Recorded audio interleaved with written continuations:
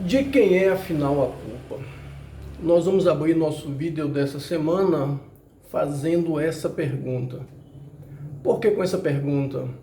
Porque com base em tudo que já foi investigado pela CPI da Covid, com base em tudo que foi mostrado em todas as reportagens, e com base também naquilo que podemos perceber desde o início da pandemia até agora, aqueles que conseguem pensar sozinhos, sem idolatria, sem ideologia de terraplanismo, já sabem muito bem de quem é a culpa. Por que eu digo isso? Primeiro porque a nossa primeira oferta de vacina feita ao governo federal foi justamente pelo Butantan no dia 30 de junho de 2020. Onde eles ofereceram 60 milhões de doses. E não foi apenas uma única tentativa de oferecer vacina por parte do Butantan ao governo federal. E, para variar, eles não deram respostas. O Butantan também pediu o apoio de 145 milhões de reais para que pudesse modelar e reformar a fábrica a qual ia ser produzidas as vacinas, que durante muito tempo foi atacada pelo atual presidente, por seus filhos, por seus ministros e por todos aqueles que fazem parte do seu grupo de asseclas. E esses mesmos que correram quando a vacina foi aprovada pela Anvisa para poder tomar a vacina, muitos até escondidos. Então o Butantan pediu 145 milhões para a modernização da planta da fábrica e para a produção da vacina. Também não houve resposta. No mês de agosto e no mês de outubro, o Butantan tornou a entrar em contato novamente com o Ministério da Saúde e mandando para de quem era de ofício na época responder pela aquisição ou não de vacina. Se chegou a oferecer 100 milhões de doses até dezembro de 2020, sendo que, em reunião com governadores, o ex-ministro da Saúde, o general, sinalizou, sim, que iria fazer a aquisição de 46 milhões de doses junto ao Butantan, que na mesma semana foi desmentida e desautorizada pelo presidente da República, que ele disse que o presidente era ele, que o dinheiro era ele que mandava e que só iria comprar vacina que fosse do interesse dele, nas palavras que ele utilizou, que ninguém tinha interesse nessa vacina, somente nós. E que se cada um tomasse essa vacina e virasse, sei lá, jacaré ou outra coisa, como ele mencionou, que a culpa não era dele. Tanto que, ao ser questionado várias vezes na rua sobre a compra de vacinas, ele mandou a repórter perguntar à mãe dele a respeito da compra de vacinas. Com tudo isso, a situação da pandemia só foi piorando. Nós vimos o descaso, o desdém, eu sou Messias, mas não faço milagre, e daí não sou coveiro, e coisas do tipo, tipicamente de alguém que não tem preparo nem intelectual, nem psicológico, nem político para governar um país com dimensões tão grandes quanto o Brasil. Para completar a situação, o próprio ministro da Saúde, fazendo parte do consórcio Covax Facility, junto ao junto à Organização Mundial de Saúde, quando foi contactado sobre a aquisição de vacinas, se ele queria a cota mínima ou queria 20%, como foi oferecido pela OMS, ele pediu prazo para responder. Quando respondeu, simplesmente disse que iria ficar com cota mínima de 10%, pois o Brasil tinha reduzido em mais de 70% o número de mortes, graças ao kit de tratamento precoce. Tratamento precoce esse defendido pelos asseclas do presidente, pelos deputados e senadores que são seus cães de guarda, semelhante aos capitães nazistas, e que a Organização Mundial de Saúde e o mundo inteiro condena somente o atual presidente do Brasil, que justamente defende, apoia e divulga, junto com alguns ditos médicos, porque para mim quem brinca com a vida alheia, como a senhora Nise Yamaguchi, para mim não pode ter o título de médico. Então essas pessoas ainda defendem o uso de remédios que cientificamente já foram comprovados em estudos muito bem detalhados, apresentados na Lancet, na Oxford, que não tem efeito nenhum contra a Covid. Enquanto aqui o presidente e seu ex-ministro da Saúde se recusava a comprar vacina ou brincava de ludibriar a população, isso a maioria dos países, Estados Unidos, Inglaterra, já tinha feito várias aquisições com várias outras farmacêuticas, mesmo sem as vacinas estarem ainda aprovadas e prontas para comercialização. Mas eles saíram na frente, não só pelo consórcio Covalent Facility, quanto pela questão da aquisição própria. O meu contato com o Butantan, da vacina chinesa, da vacina comunista, como falou o presidente, da vacina que ia fazer a população brasileira virar jacaré ou coisa do tipo, só foi fechada justamente em 2021, em janeiro de 2021, sendo que já poderia estar sendo vacinada a população desde dezembro, como começou nos outros países, que se adiantaram com relação à questão da compra de vacina. E aqui não foi por falta de não ter vacina. O próprio Dimas Covas, quanto presidente da Pfizer para a América Latina, em depoimento à CPI da Covid, disse que as tratativas para oferecer vacina ao governo federal foram várias e que a maioria foram sem resposta, principalmente no ano de 2020. Então eles usaram todo tipo de argumento, cláusulas leoninas, que a vacina não estava pronta, que o Brasil não tinha interesse, pois país nenhum no mundo tinha interesse em comprar essas vacinas. E isso foi se protelando ao ponto de hoje nós termos quase 500 mil de pessoas, de brasileiros, de vidas ceifadas pela Covid. E qual foi o principal papel do governo federal nesse período? A atuação do governo foi simplesmente a de jogar a população contra prefeitos e governadores, que de maneira não homogênea, mas estava fazendo alguma coisa. Foi de negar o isolamento e tentar impedir através de ações no Supremo, dizendo que os governadores iam colocar toque de recolher e que ia colocar estado de sítio no país. Dificultou o máximo que ele pôde o auxílio emergencial, tanto que no meio de tantos órgãos públicos que nós poderíamos estar distribuindo esse auxílio, concentrou-se exclusivamente na Caixa, que poderia utilizar o Banco do Nordeste, poderia utilizar o Banco do Brasil, a própria Caixa como foi utilizada, as casas lotéricas, correspondentes bancários do Banco do Brasil, mas ele buscou justamente humilhar, massacrar a população, colocando todas as ações destinadas na Caixa Econômica Federal, e a gente viu o que foi que aconteceu. Filas intermináveis, gente dormindo na fila para poder conseguir atendimento. A segunda leva do auxílio emergencial, que varia de R$ 150 a R$ 375, e que ele disse que é o suficiente para se manter uma família, só na cabeça doentia dele e do ministro da Economia, que talvez de economia entenda a mesma coisa que qualquer um brasileiro entenda de cricket. Então eles acham que dá para poder sobreviver com esses valores. E foi justamente esse o papel do governo federal, simplesmente de buscar dificultar o máximo possível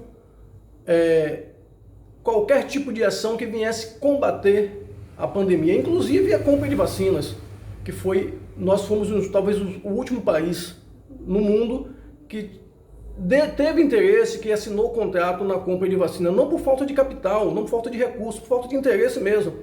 Porque na concepção desse governo terraplanista, se a população tivesse vacinada, automaticamente ia todo mundo para a rua para poder pedir o fim desse desgoverno, porque a gente não pode chamar isso de governo, isso é desgoverno. Ia ter manifestações, ia ter mobilização, e iam justamente pedir, ia pressionar tanto o Senado quanto o Congresso para que fosse aprovado o impeachment, que já tem mais de 145 processos muito bem fundamentados, a maioria deles, e que tanto Lira quanto o Rodrigo Pacheco sentaram em cima ou colocaram uma pedra e fizeram de conta que nada está acontecendo. Até porque eles precisam de dinheiro, porque o Centrão é a banda podre da política brasileira. Eles se vendem para quem está no poder. Eles não têm ideologia. A ideologia deles é o poder, é o dinheiro. Tanto é que o presidente, que disse que não ia fazer a velha política, hoje está na mão do Centrão, com emendas parlamentares vultuosas, com compra de tratores que custou mais de 3 milhões, com perdão de dívidas de igrejas neopentecostais, porque no Congresso, tanto quanto no Senado, nós temos a bancada da Bíblia, que diz que está ali defendendo os interesses de Deus e da família. Não sei qual é o Deus que eles defendem ou qual é a família que eles defendem. A bancada da bala, que é a bancada militar, e a bancada do boi, que é a bancada do agronegócio. Então é justamente na mão dessa escória que, infelizmente, o Brasil está. Mas está lá porque esse pessoal tem voto, porque alguém elegeu. Esses caras não caíram lá de paraquedas. Eles caíram ali porque teve justamente voto, o apoio de uma massa, muitas vezes ignorante politicamente, educacionalmente, e de uma elite que busca justamente se manter no poder, sacrificando e escravizando justamente a grande massa, que ainda não tem essa consciência nem educacional, nem política. E quando se abriu efetivamente a CPI da Covid, porque entraram no Supremo para poder, então, o Supremo autorizar, já que tinha fatos e tinha um número de assinaturas suficientes para que isso acontecesse, se buscou dificultar de todas as maneiras. E todos que foram para lá, que são da ala ideológica desse governo, desse desgoverno, o ex-ministro da Saúde, a doutora Cloroquina, a Nise Yamaguchi, o próprio Queiroga e muitos outros, buscaram justamente eximir o presidente da República de qualquer ato falho na condução ou no combate à pandemia, porque é a questão da ideologia, é a questão da idolatria.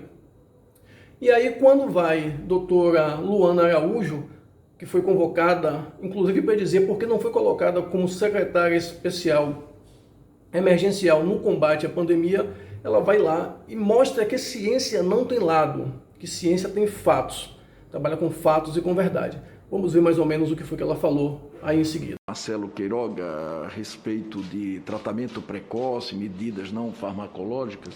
O ministro Marcelo Queiroga é um homem da ciência. Todos nós somos absolutamente a favor de uma terapia precoce que exista. Quando ela não existe, ela não pode se tornar uma política de saúde pública. Mas a pergunta foi, conversou em algum momento? Não conversou, discutiu sobre esse assunto? Isso nem foi um assunto, senador. Essa é uma discussão delirante, esdrúxula, anacrônica e contraproducente. Quando eu disse que há um ano atrás nós estávamos na vanguarda da estupidez mundial, eu, infelizmente, ainda mantenho isso em vários aspectos, porque nós ainda estamos aqui discutindo uma coisa que não tem cabimento. É como se a gente estivesse escolhendo de que borda da Terra plana a gente vai pular. Não tem lógica. A gente precisa desenvolver soluções, estratégias claras, adaptadas ao nosso povo. A gente precisa ajudar o gestor, que neste momento é o ministro Queiroga, a conseguir os resultados que ele precisa, porque desses resultados dependemos todos nós. Então, ao invés de a gente fazer isso com todo o respeito do mundo, nós estamos aqui discutindo algo que é um ponto pacificado para o mundo inteiro. Esse que é o perigo da nossa fragilidade e da nossa arrogância. É preciso que a gente aprenda com os outros lugares, com as outras instituições. A gente precisa ganhar tempo, como eu disse. Não tem cabimento isso. Porque nós ainda estamos aqui discutindo uma coisa que não tem cabimento. É como se a gente estivesse escolhendo de que borda da Terra plana a gente vai pular. Nós temos aqui no Brasil um sistema de atenção primária bastante forte. E que, se nós tivéssemos, e que poderíamos ter dado, levando em consideração isso, uma resposta importante a essa pandemia, muito diferente daquela que nós demos até agora, que nós realmente demos. Eu lhe pergunto, porque esse foi um tema que Ainda lá no começo, na gestão do Mandetta, nós tínhamos uma concepção diferente. A senhora acha que no Brasil a atenção primária, que é formada pela estratégia de saúde da família, que tem os agentes comunitários de saúde, poderiam ter tido um papel mais adequado no enfrentamento a essa pandemia? Poderiam ter ajudado mais? Sem a menor sombra de dúvida. Nós temos um sistema de saúde pública que é invejado pelo resto do mundo, né? O SUS é uma das maiores ferramentas em saúde pública que existem no mundo. É claro que tem problemas importantes, tem problemas de custo-efetividade, tem problemas, às vezes, de qualidade de cuidado que a gente consegue oferecer, de tempo, de temporalidade desse cuidado, mas é um sistema que é excepcional. E quando a gente fala em combate à pandemia, senador, principalmente para uma doença cujo tratamento farmacológico até esse momento é inexistente, a gente não pode considerar a resposta a essa pandemia como algo focado na atenção terciária. Eu não posso focar em hospitais, simplesmente, toda a minha estratégia de combate à pandemia, simplesmente porque eu já estou atrasada. Se eu penso em só fazer leitos de CTI, eu estou atrasada. O que eu preciso fazer é mudar o eixo de resposta para a atenção primária. E a atenção primária serve não só para um diagnóstico precoce, mas principalmente para a educação e aconselhamento e acompanhamento das pessoas, né? Então, quando eu digo que a pandemia é uma crise de confiança, também isso poderia ter sido amenizado pelo uso da atenção primária. A atenção primária deve, e espero, ser utilizada de forma mais contundente daqui para frente na nossa resposta. Como deixou bem claro aí a doutora Luana Araújo, que é infectologista, que teve o seu nome não aceito pela ala ideológica desse desgoverno, ela mostra claramente, tecnicamente, que ciência não é ideologia política nem partidária, que ciência não tem lado, que ciência é fatos. E quando a gente pensa que no Brasil a gente já viu de tudo, ainda a situação ainda se torna pior. A revista The Economist fez uma publicação de 11 páginas sobre o Brasil. Não foi uma publicação beleza, foi uma publicação justamente trazendo a realidade do Brasil que os asseclas do atual governo não conseguem enxergar. Até porque, para eles, quanto pior, melhor.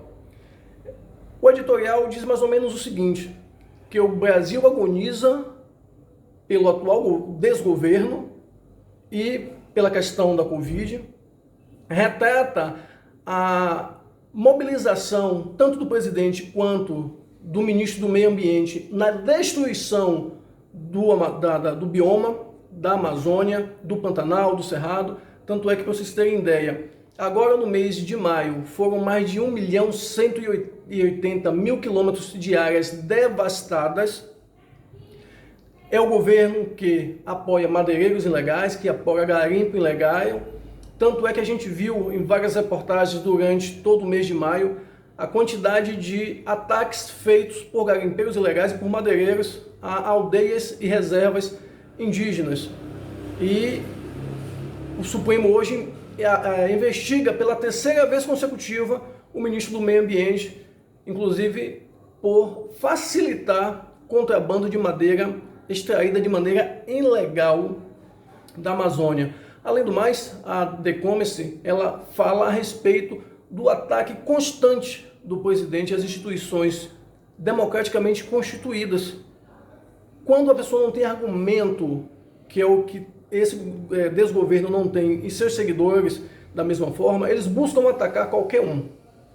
Eles buscam encontrar alguma falha para justificar as inúmeras falhas deles.